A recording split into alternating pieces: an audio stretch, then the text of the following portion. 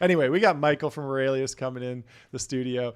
Welcome to the show, Michael. Thanks What's so up? much. How you doing? How are you breathing today? You got the nose strip.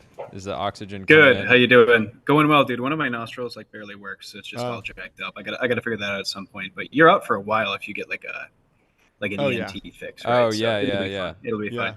I think I had the same Dang, issue. I I've should have tried dressed those. up, dude.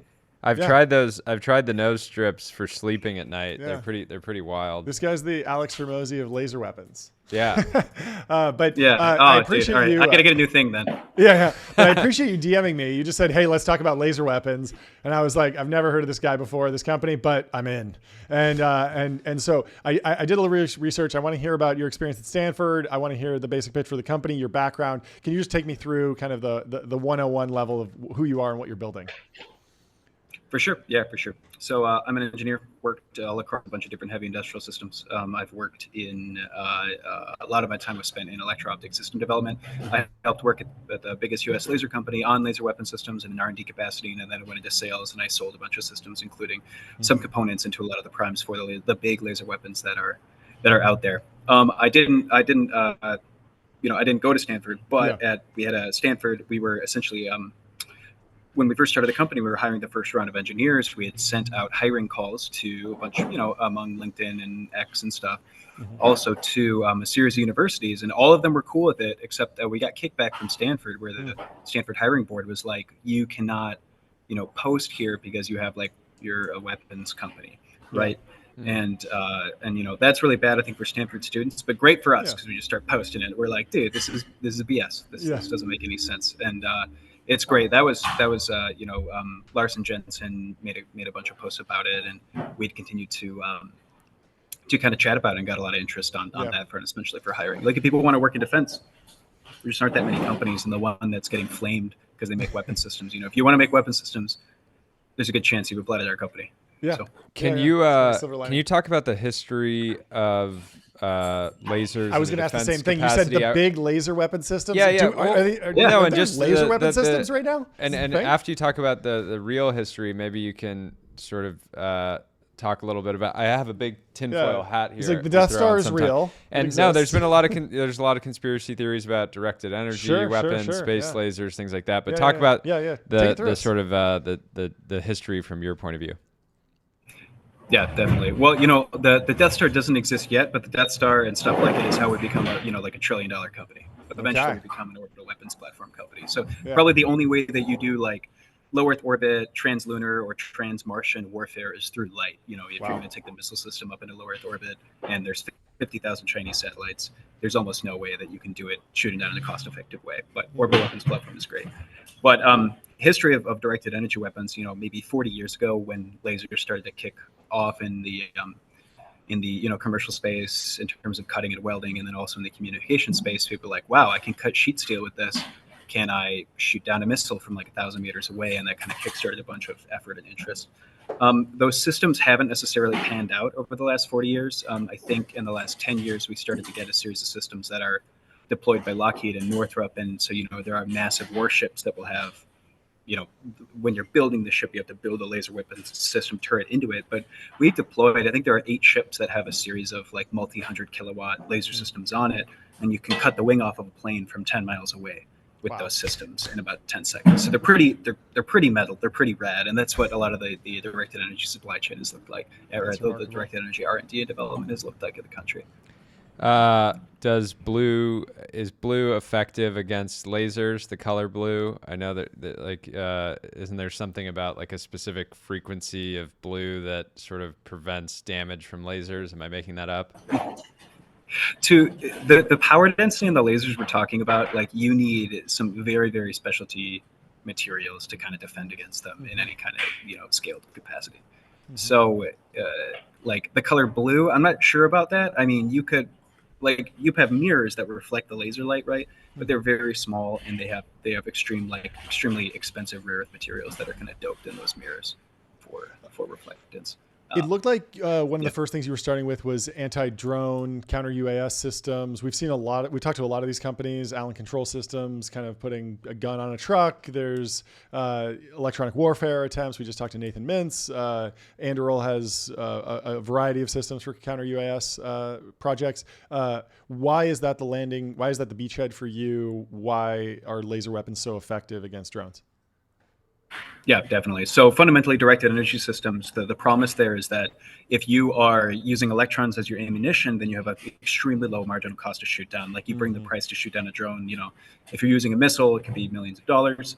If you're using an Anduril drone, it could be $100,000 to $250,000 per drone shoot down. That's an improvement, but it's still extremely expensive, and you don't have a cost differential on your side.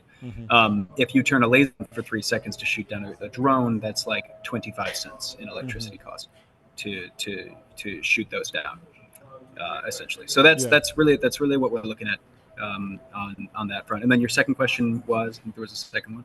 I just love to know, like it feels like this technology is still somewhat sci-fi. I mean, you said that they've been deployed, but we haven't seen like videos of this, like, oh, in Ukraine, it's changing the battlefield, or like with the, what was it? The shoulder mounted rocket during the Ukraine war, when that broke out, we were like there's not enough in the supply chain. Like it was like, not just it's real, it's like it's having such an impact that they're using too many of them, and now we need to figure out the supply chain. I haven't seen any stories like that about laser weapons or directed energy weapons. So where are we actually in the rollout of this technology? Yeah, so there are large laser, like we were talking about earlier, there are large laser weapon systems that are deployed across like the Navy, for example. Those are really, really big.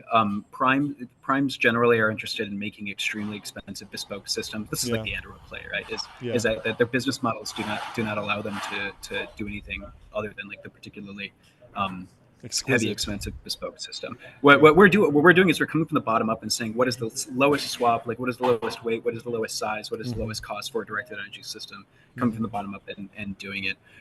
We're approaching our target for distance very rapidly on our RD systems that will then go out and we'll look to deploy early to mid next year in kind of a fielded capacity through some of the DoD units. I think a really salient part of what we do is, like, when you're talking about some systems like maybe microwave systems or radio frequency systems or even bullet systems, is the range is extremely limited. I mean, when you're firing a round out of a M249, the muzzle speed's like 700 meters per second. So you have to lead something. When you get out to 700 meters, it takes 1 second for the bullet to land. And so you're arcing a bullet.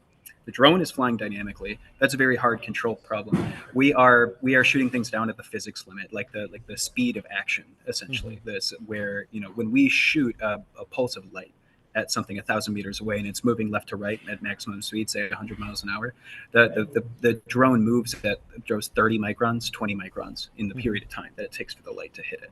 So we have some salient control benefits, and we also can continue to move out further and further and further, as we kind of build out the system and build more products on top of it. The pathway to 1, 2, 3, 4, 5 kilometers is right there. Have you, I'm curious, you've thought about defending various assets against drones that are non-military. So you can imagine if somebody has,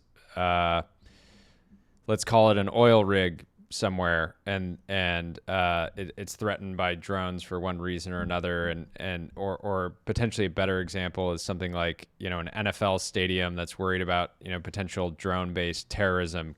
Have you thought about putting these turrets? Because one of the issues with traditional kinetic anti-drone weapons is you're sort of shooting bullets into the air. Those bullets are going to land somewhere. Theoretically, with lasers, you could take the drone outs without any risk of undesired damage. Yeah, definitely. So in an urban environment or at the border, right? Like you're not going to shoot a missile or a bullet in an urban environment at some drones. But there are, I think that the Super Bowl had something like 50 to 100, something like unseated airspace, like injections of drones that were not supposed to be there, and you couldn't really do anything. Like DHS couldn't really do anything about it. Yeah. So we go forward and we become an option where we're probably the only option in an urban environment where the laser is invisible, it is silent. We can autonomously target, detect, track, and destroy drones that are threatening civilian infrastructure. So that's a great point. That's exactly what we want to do. And when we when you focus the laser onto target to get a high density, there's a small depth where you get a very, very high density. You also deconflict and defocus past targets. So we have this kind of depth where it's fairly lethal to targets, but then we can deconflict pretty easily as well. Interesting. Yeah, sorry. Yeah, this is sort of a scary thought, but do you expect there to be drone-based, terrorism, like some type of drone-based terrorism event in the next 5 to 10 years? It seems like a huge threat that we don't necessarily have any. It's not like a police officer standing outside some, soccer stadium somewhere is going to see a drone coming in and take it out with a handgun. So it doesn't seem like we necessarily have any defenses for that kind of attack. And you don't need such a sophisticated actor to pull it off necessarily. Yeah, definitely. I mean, there's almost certainly. There have been attempts that the FBI has thwarted. So I think maybe 3 months ago, someone was planning an attack in Tennessee on either a power plant or a nuclear reactor. I forgot which. But they thwarted the guy in advance. They found him, checked his communications, and stopped him. Wow. But almost certainly, I think one of the main dangers and what people are afraid about with drone warfare is that it allows non-state actors to inflict massive damage on trillions of dollars of human and infrastructure assets. So I don't think that we're too far off from a major attack happening. Obviously, our state defense apparatus is doing everything that they can to stop stuff, and they're fairly successful. But like, if you miss 1 out of 1,000. That's pretty that's pretty damaging. How are you thinking about the revenue and growth side of the business? I can imagine pulling in some SBIR money. I could imagine this being kind of like a DARPA project almost. Long term, you probably want to be a program of record, but how are you thinking about staging things out, and what does it look like so far? Yeah, we have a lot of interest from a lot of the national labs in terms of going straight to OTA, in terms of like procurement contracts. We are moving like. People didn't really think that this could be done. No one was looking at small scale, lightweight, edge deployed directed energy. And at this point, we're moving so quickly. Like it'll like by the time a SIBR like is written for like exactly what we're doing right now, we'll be like a year down the line and we'll be ready to produce like 50 to 100 units.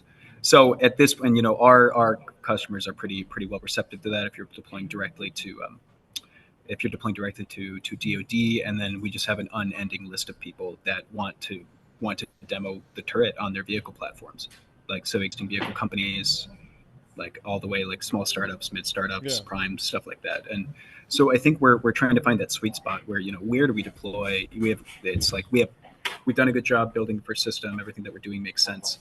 And then what we're going at is like, where do you go from here? Which of the promising opportunities do you tackle with limited resources? Yeah. Well, I'm a potential customer. I'm big into big game hunting, and I'd love to take this on my next hunting trip. Dude, and it'll be cooked. Yeah, that's what I'm looking for. You shoot deer, and then you can just like eat it right there. Yeah. That's exactly what I need. I'm sure Peter will love that.